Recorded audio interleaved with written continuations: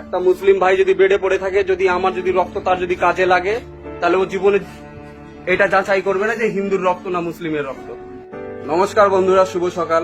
কাল থেকে আমরা সোশ্যাল মিডিয়াতে অনেকগুলো পোস্টগুলো দেখতে পাচ্ছি আমাদের কালিয়াচকের মোথাবাড়ি এলাকাতে যে হিন্দু মুসলিম রাইটস হয়েছে।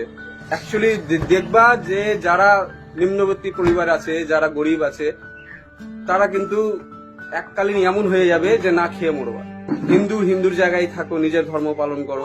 মুসলিমের জায়গায় থাকো, নিজের ধর্ম পালন করো। কেউ কারো ধর্মের মাঝখানে গিয়ে লাভ নেই। দেশে শান্তি কিভাবে আসবে, কিভাবে উপার্জন হবে, সেটা নিয়ে ভাবাভাবি করো।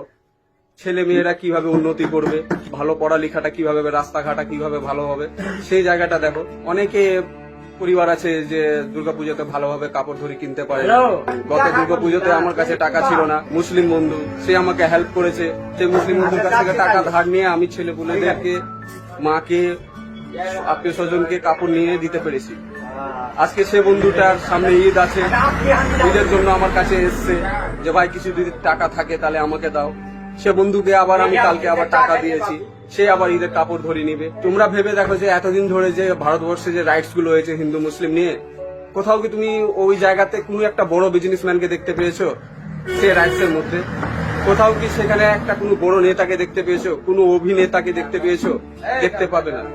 ওরা এই সব ঝামেলাতে থাকে না, ঠিক আছে? পরে বের হবে, যখন সবকিছু হয়ে যাবে তখন সবাই নিজের মন্তব্য দিবে, কারণ ওরা 4টা অক্ষর পড়েছে।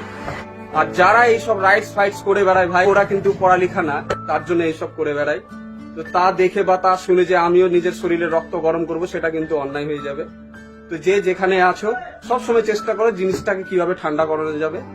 হ্যাঁ, কারোর কথাই গুজবে কান দিয়ে যে আমি নিজের পায়ে নিজে কুড়ুল মারবো, কিন্তু এটা নিজের ক্ষতি নিজেই করছো। আজকে যে জায়গাতে মোথাবাড়ির এত সুন্দর নাম হচ্ছিল, কালিয়াচকের নাম হচ্ছিল, সেই জায়গাতে এখন মানুষ ভয়ে ওই জায়গাটায় যেতে পারে না। আজকে তুমি ভেবে দেখো যে ওই জায়গায় যদি মানুষ যদি না যায়, তাহলে সেখানকার মানুষ কি করে খাবে? একটা বিজনেসম্যান কিভাবে বাঁচবে? ধর্মকে ধর্মের জায়গায় রাখো। খুব প্রিয় জিনিস, খুব পবিত্র জিনিস, সেটাকে পবিত্র ভাবে রাখো। সময়ে আমি জয় শ্রীরাম বলছি, আমাদের মুসলিম ভাইকে খারাপ লাগার দরকার নেই। আমাদের মুসলিম ভাই নারায়ে তাকবীর বলছে, আমাদেরকেও খারাপ ভেবে লাভ নেই।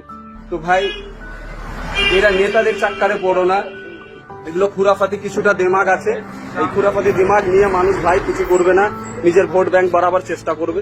সেই প্রলোভনে পা দিয়ে দিবেন তো তাহলে নিজেরই ক্ষতি হবে। সেই ক্ষতিটা করবো না। আমি একটা নিম্নবর্তী পরিবার থেকে ছেলে, সোশ্যাল মিডিয়ায় অ্যাক্টিভ থাকি। এগুলো দেখতে দেখতে দেখতে দেখতে ভাই মাথা গরম হয়ে গেছে। আর চেষ্টা করো সবসময় হিন্দু মুসলিম ভাই হয়ে থাকো ভাই, এই মতন দরকার নাই। আমি একটা চায়ের দোকানদার, আমার এখানে বাঙালি থেকে বেশি মুসলিমরা আছে, ঠিক আছে? ওদের জন্যই আমার ভাত ভিক্ষা। তাহলে ওরা যদি আমার দোকান ছেড়ে দেয়, আমি কিন্তু না খেয়ে মরে যাবো। এরকম অনেকে হিন্দুর দোকান আছে যে মুসলিম ভাইদের জন্য চলে, এবং মুসলিম ভাইরা আছে যে হিন্দুদের জন্য চলছে। সেটাকে মাথাতে রাখতে হবে। একটা বড় বিজনেসম্যান জীবনে এইসব জায়গাতে যাবে না। হরিশ্চন্দ্রপুরে আমার বাড়ি, এখানে যদি রাইটস হয় তা আমার মতন ছেলে জীবনে যাবে না। কারণ যে আমি পড়ালেখা করেছি, আমি একটা বিজনেস করছি, আমি ওই জায়গায় যাব না। কারা যাবে? যাদের ভবিষ্যৎ বলে কোনো টেনশন নেই।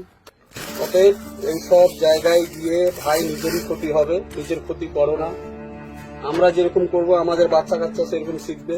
এই যে স্টাফ পরস্পর চলতেই থাকবে, সেটাকে এখন বন্ধ করার পালা। নেতাদের চাক্কারে পড়ে জয় শ্রীরাম নারায়ে তাকবীর করে কোনো লাভ নেই। একটা মুসলিম ভাই যদি বেডে পড়ে থাকে, যদি আমার যদি রক্ত তার যদি কাজে লাগে, তাহলে ও জীবনে এটা যাচাই করবে না যে হিন্দুর রক্ত না মুসলিমের রক্ত। তাহলে এই জায়গাটা এসে কেন তোমরা নর্মাল হয়ে যাচ্ছ, কমজোর হয়ে যাচ্ছ? এগুলো সব বাদ দাও। নেতাদের চাক্কারে পড়ো না, আর এই হিন্দু মুসলিম রাইটস করো না। এটা আমার অনুরোধ থাকলো।